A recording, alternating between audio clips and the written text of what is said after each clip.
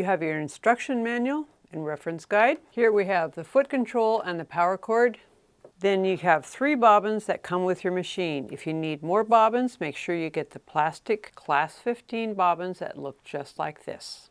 This is a seam ripper, and you'd use it with the handle on like this because when you set it down, it's not going to roll away because of these little lugs here. Really handy tool for opening buttonholes or for unpicking seams.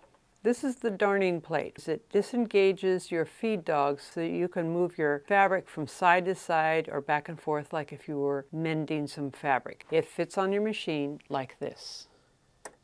And you would use it along with an optional accessory, looks like this, and that would float over your fabric. This is your blind hem foot. Now this knob adjusts this flange here so that you can go closer or further away depending on the thickness of your fabric. This is also good for sewing an even distance between the edge of your fabric and your stitching line, like if you're doing some top stitching on a collar or a cuff.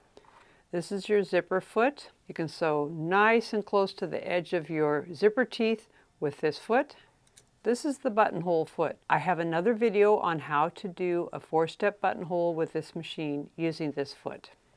And then this is your needle set. HA by 1 means the type of needle. It's a standard sewing machine needle. 14 is the size, and you get 3 needles in there. Oregon is a great brand.